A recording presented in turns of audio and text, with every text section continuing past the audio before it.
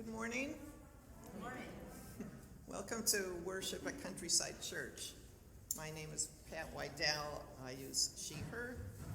I am the vice president of your board of trustees, and I've belonged to this church for 20 years. I'm most active in the book groups and in our work supporting immigrants seeking asylum. We extend a special welcome to any newcomers today. Please join us for fellowship after the service in Atherton Hall or on Zoom chat. We are an intentionally inclusive congregation. We affirm the individual journey.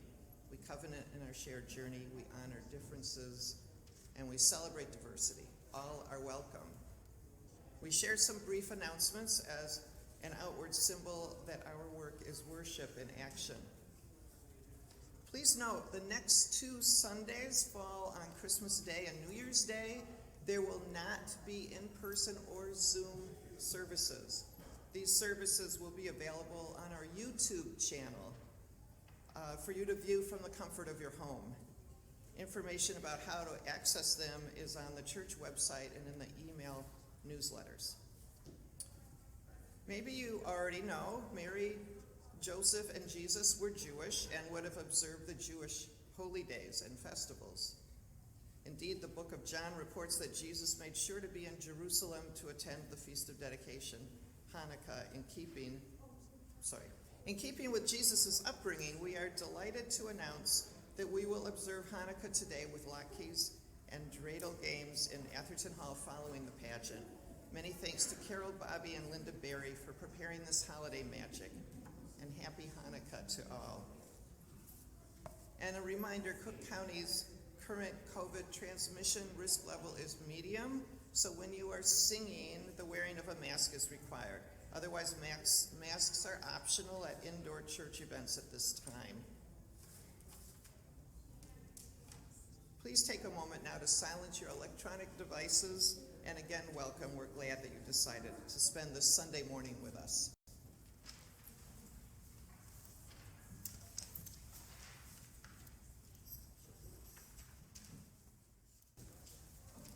Today's call to worship is adapted from The Meaning of Christmas by Lenny Scoville. Why Christmas? Especially to one who doubts. Unitarian Universalists are fond of arguing the validity of Christmas. Is it a Christian holiday, a pagan holiday, a secular holiday? Even outside my UU circles, there can be apathy about Christmas. I know all this, and I don't care. I love Christmas, always have and always will. It fills me with nostalgia and generosity and goodwill. And as far as the meaning of Christmas is concerned, as a Unitarian Universalist, I believe it is part of our spiritual maturation to search for and assign meaning to all the days of our lives. In this, Christmas is a high watermark of the year, a time when the world slows and considers our relationship with each other. Isn't that in itself enough to celebrate? Worthy of decorations, lights, and music, the gifts we give each other at this time of year are more than just demonstrations of our generosity. They are symbols of the gifts we are capable of giving on all the other days of our lives. Gifts of love, compassion, industry, advocacy, the gifts of our common humanity.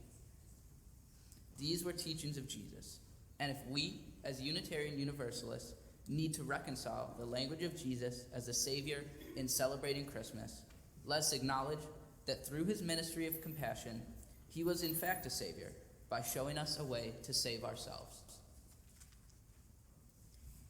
Rabbi, teacher, wonderful counselor, Lamb of God, light of love, anointed one, word and bread of life, Son of God and woman, Emmanuel.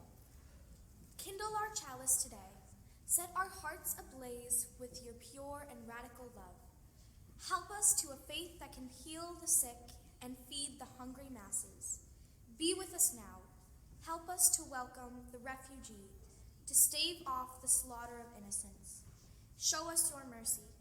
Help us see that for the smallest, the humblest, the least of these burns the brightest star.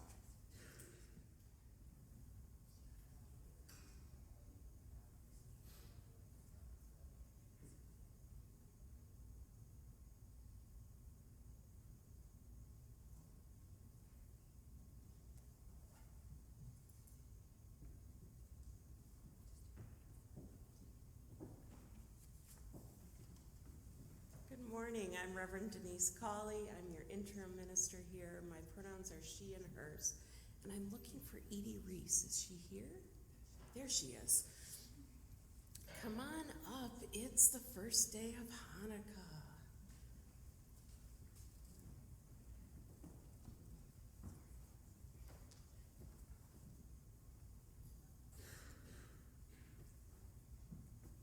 There are 3 blessings for the first night of Hanukkah. 1, the blessing to light the candles. 2, to celebrate the miracle of Hanukkah itself. And the 3rd, to celebrate the fact that the holiday is here.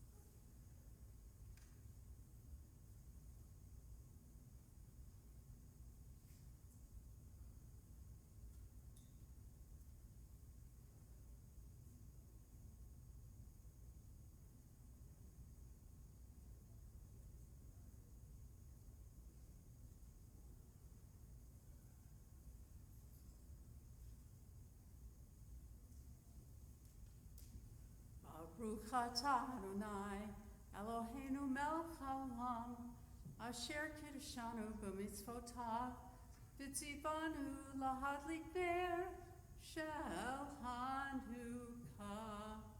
Baruch atah Adonai, Eloheinu melech haolam, she'asa nisim lavoteinu, bayamim hahem, Lazman hazeh.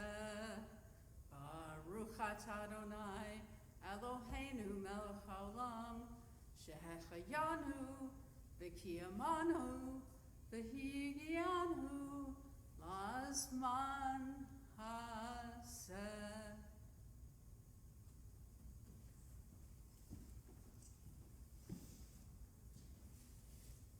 Thank you. So in this season of light, we all get to learn some new things. Say after me, purple, purple, pink, purple. Purple, purple, pink, purple.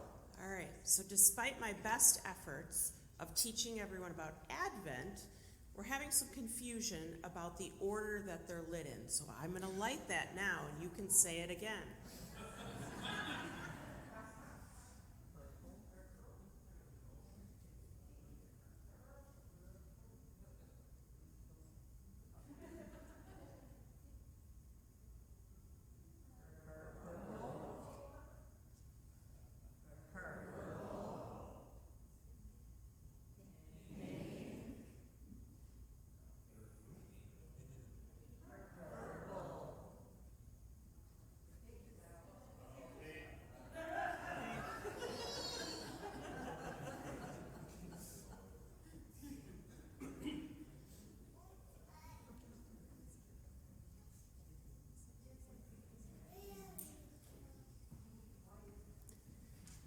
I sent the staff a clergy bingo card last night, and it talked about running out of pink and purple candles at every store. And so you light the first purple for the first week, the second purple for the second week. The third one means one more week to go, and that's why it's pink.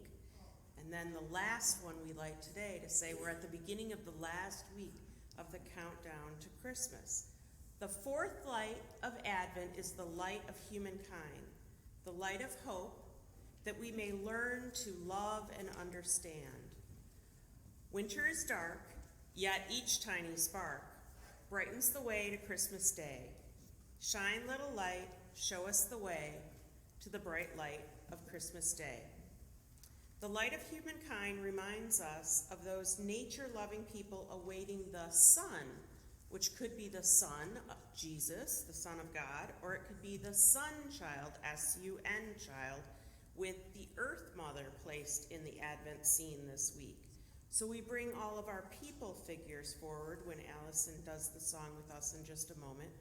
It reminds us of the community of humans, us, all of us, that are needed to raise up the children. I invite you now to bring forth your human figures to care for our last part of the Advent display this year. Come on up, Tom, and come on up. I see Chris back there with a delivery for us. We get a special treat today. We get to welcome a number of new members into our congregation. And much like how the welcoming ceremony dedicating our children worked a few weeks ago, we do the same kind of thing. I want to welcome you, all of our new members, into our faith. Tom McTavish here is going to invite them up. But I want to say to all of you, we commit to you today, and you commit to us, because we can't make community without one another.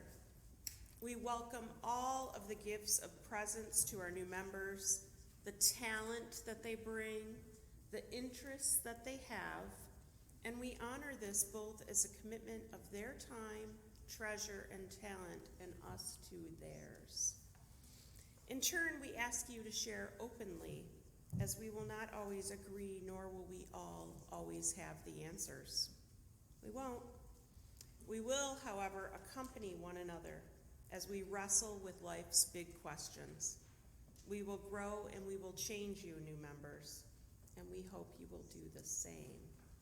And this involves trust and intimacy. Today, Tom's going to invite you all up. Can I have all the new members who are here today come on up? And Tom's going to hand you a rose. Tom is the head of our membership program, and we are so blessed by all the talent he brings. And then I'll have our new members stand on the front step here. Not only do we have a great class of new members, they're not all here today, but we have a lot in the hopper, so to speak. So continue to make them feel welcome. With us kind of playing catch up in the time of lockdown, we're kind of bringing a number of people in. We're also getting new visitors every week. It's pretty exciting. So today we give each of you a rose as a symbol of the beauty of membership in a covenanted community. And together we can make more flowers. While there will be thorns, we can negotiate those together by calling one another back into covenant and working to become better and better together.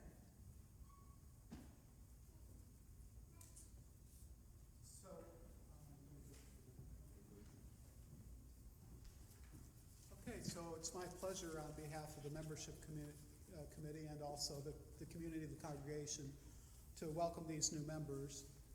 Just so you know who's who, Jim Peterson on the left, Hayden Pierce next, Bill Scown, Jeannie Scown, and Linda Siegel.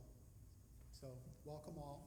Let's welcome them now with a congregational reading here. If the new members will join me. You don't have your programs with you, do you? Yeah.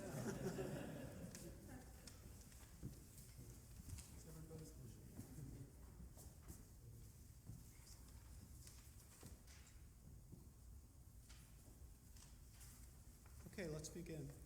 We enter this faith with hope and possibility in our hearts, pledging to participate in and support the ministries of this church.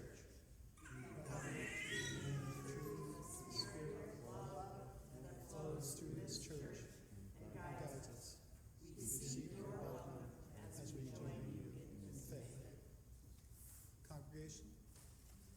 We welcome you as once we welcome ourselves. We seek to be open and inclusive, respecting your inherent dignity, your ideas and your vision, in time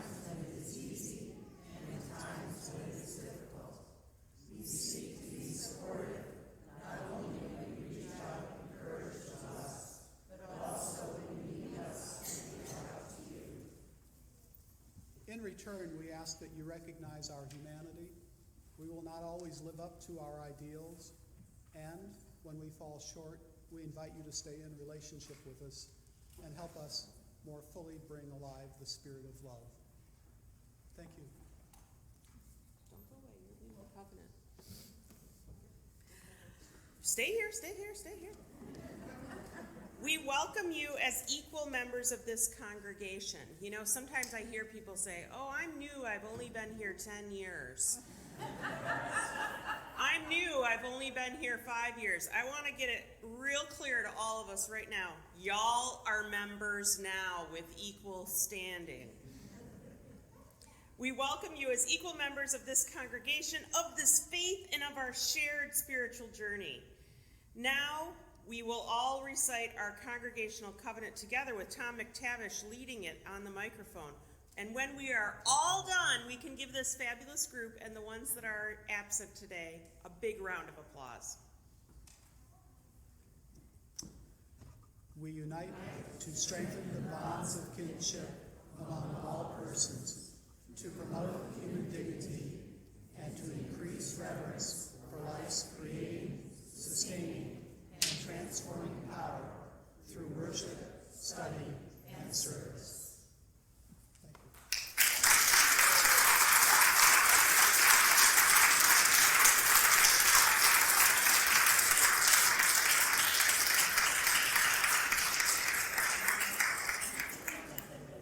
Thank you all so much.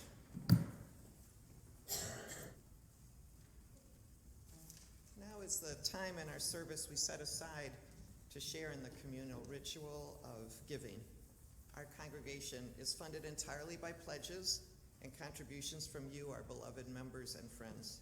Giving helps us feel more generous, and it shows your support for our congregational life. See the screen or the order of worship for several ways to donate. And if this is your first time worshiping with us, please let the basket pass you by. Your presence is gift enough for us. And one additional note, please consider donating a little extra this month and designating it for our Giving Tuesdays campaign. You may know we have a shortfall this year, and the only way to balance our budget is through fundraising. Our goal is to raise $20,000 by the end of the year through this Giving Tuesday campaign, and we've already raised $10,000 from some very generous donors. If every remaining family gave $50 to $60, we would be there. Think of this as your Christmas gift to Countryside.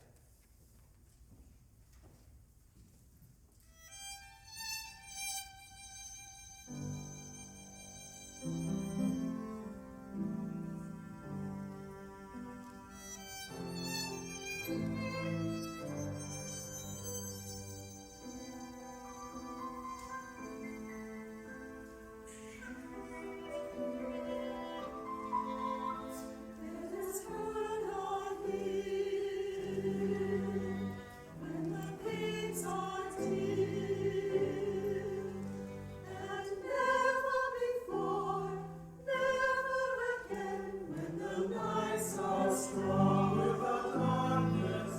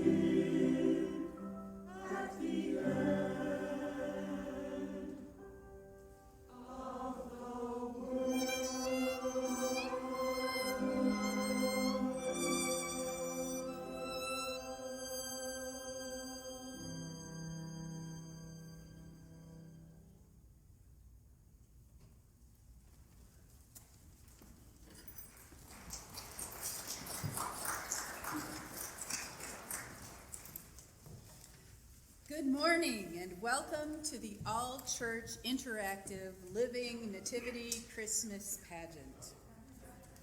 One blessing of the Nativity story is how it shows that Jesus' story couldn't have happened without the participation of the people around him. Mary, Joseph, the shepherds, townspeople, animals, the wise ones, and even the angels helped create the story of Jesus' birth. And so today we have a similar opportunity. By choosing to participate in the story, we remember Jesus and bring the story to life. First, the lyrics. With this in mind, I would like to briefly explain to you what participation looks like in today's pageant. First, the lyrics for all the songs that we're singing together today are in the order of worship, so keep that order of worship handy. Second, you'll notice that the order of service, that there below the song titles are instructions, and these instructions are the interactive portion of this Christmas pageant. As we listen to the story and sing the songs together, we will create with our bodies and costumes our very own living nativity. The costume you've selected today will help you know when to come up and be part of the nativity scene. For example, during the singing of hymn number 229, Gather Round the Manger, you'll notice in the order of worship that all the animals are to come forward from their seats to the gathering place. That's up here. If you forget these instructions, it's okay to ask someone near you. The third thing I'd like to share with you is that if you did not choose a costume, or if you wore your very own, this includes any Jedis or fairy princesses, but you still want to be part of the nativity scene, please consider yourself a townsperson and come forward during the singing of Joy to the World. And whether you're in costume or not, it is also perfectly acceptable to participate in the pageant from your chair. For our closing song, Joy to the World, we encourage those still seated to participate by snapping some photos of the assembled up front. Camera flashes serve well as twinkling stars, as do the stars on the cover of your order of worship. Or you can flash your hands like twinkling stars. And once we're finished singing Joy to the World, our nativity pageants will return to their families, to be seated with their families. And finally, I want to remind us that this is an interactive Christmas pageant, which means there will be movement and some noise. Let us embrace this as a blessing of being in a multi-generational community and in person together.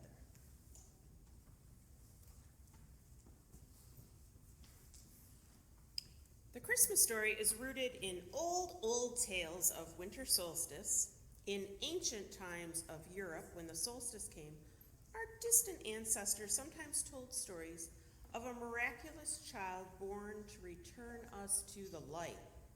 Throughout the world, people tell stories of a child born to a royal family or an important rich family who would grow up to lead humankind in a time of truth and justice.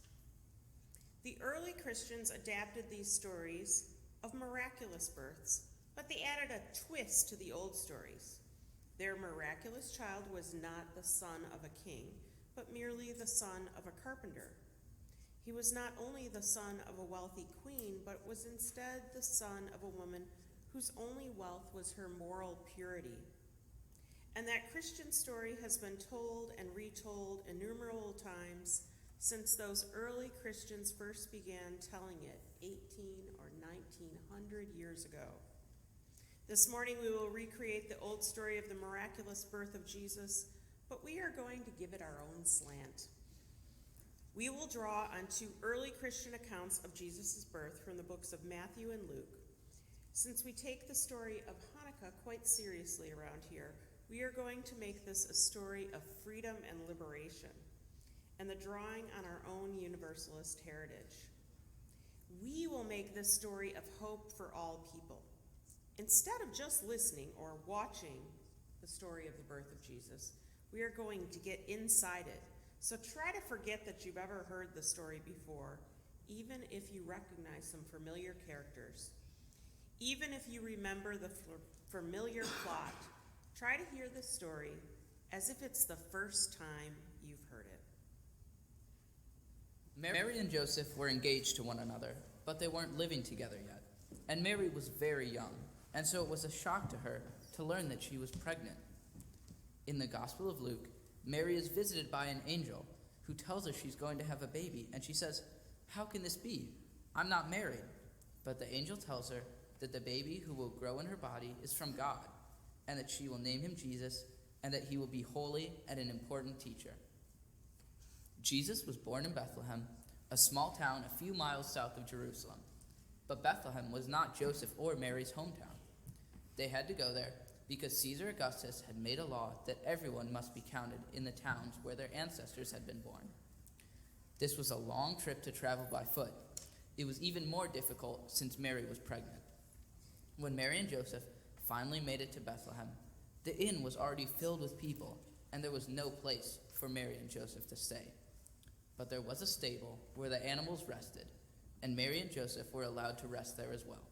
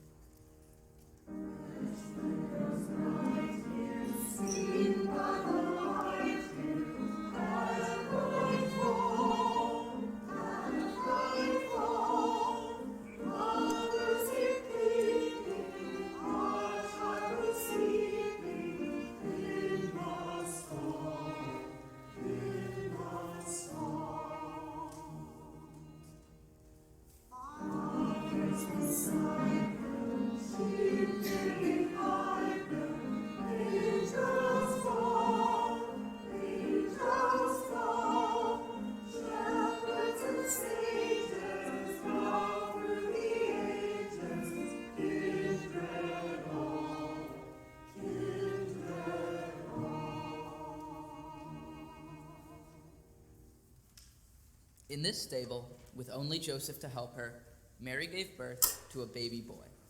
She wrapped him in bands of cloth and laid him in a manger. Mary and Joseph named him Jesus.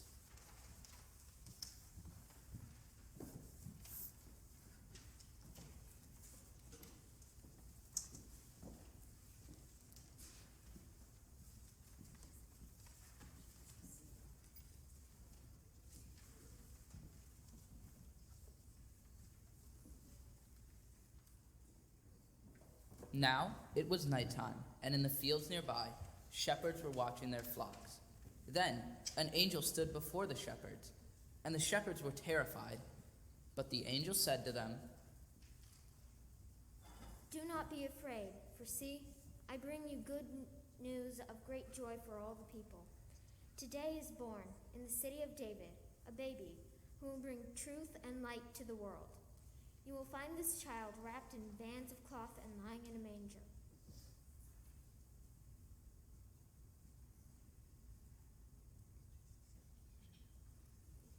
And just as the angel delivered the news, there were suddenly many angels singing praises of this child's birth. Would the children's choirs and bell ringers come forward, please?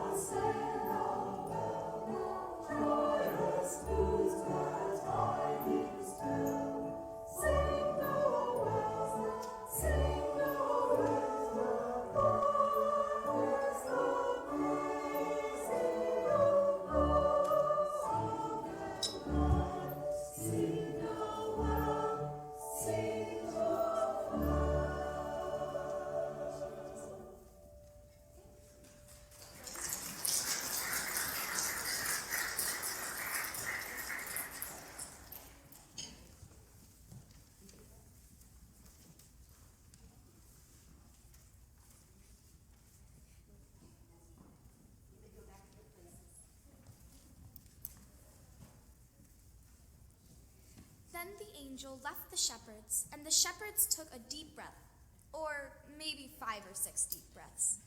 Then they looked at each other and said, "We better go see this baby." So they stopped what they were doing and went on quite a journey to find the baby Jesus. So this stable where Mary, Joseph, and Jesus were staying was, as you heard earlier, home to some of the animals of the village. And these animals must have been pretty curious as to what a baby was doing in their feeding trough. If animals have thoughts, some of them might have sounded like this. "Hey, this baby sure is cute, but where did our dinner go? And what are all these humans doing in our home? Let's smell them and find out." So it's quite likely that these animals may have gathered around Mary, Joseph, and Jesus, and the shepherds for a closer look.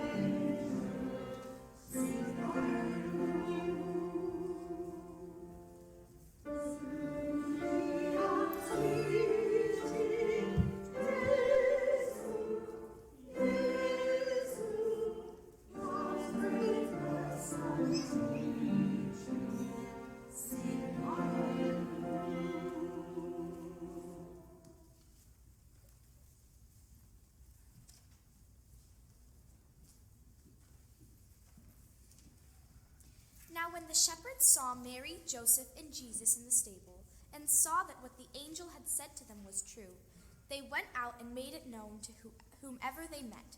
Many townspeople went to the stable that very night to see and maybe even help Mary, Joseph, and baby Jesus, because of what the shepherds had told them.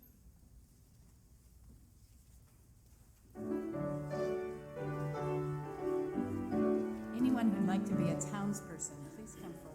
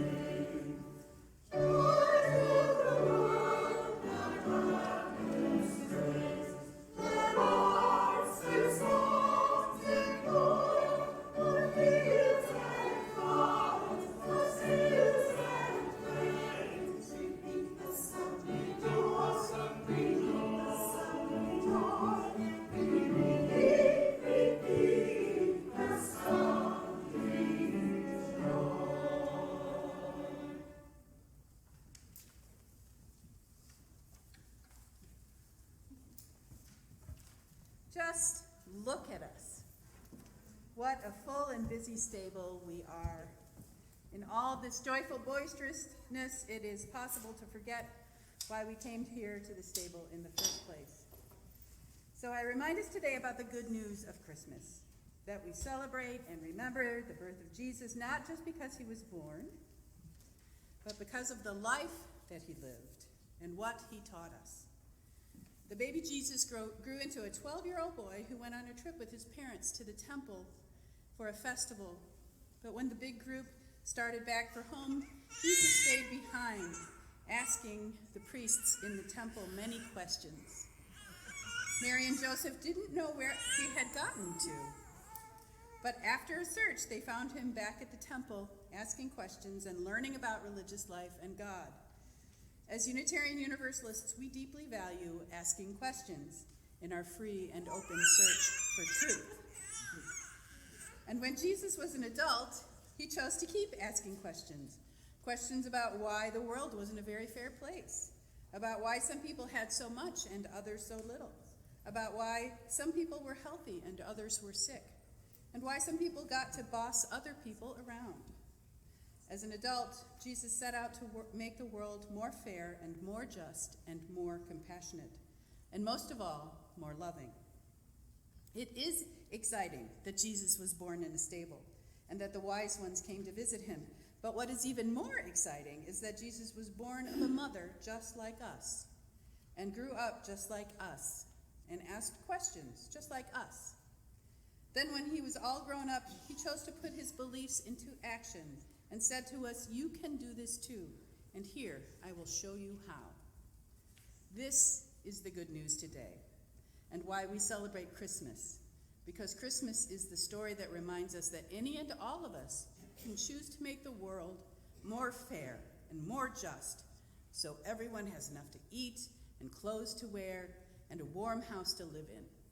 So let us go from here today, giving thanks for Jesus' birth, and remember to take his vision of peace and justice out into the world.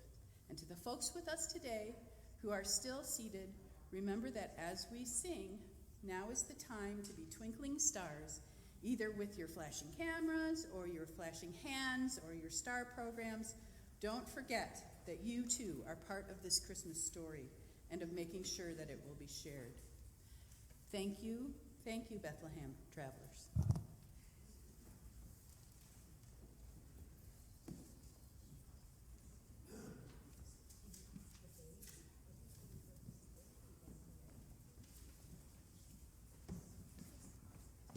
Bethlehem travelers, you may return to your seats.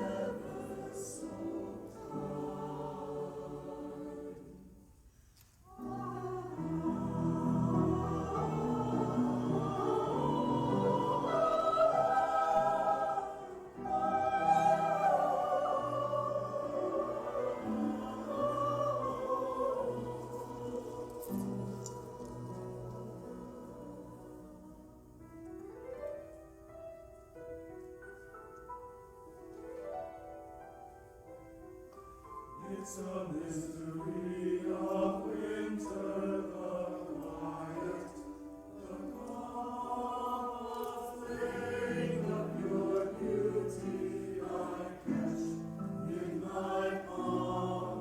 Finding more its shivers in and more. I hold my breath in an instant.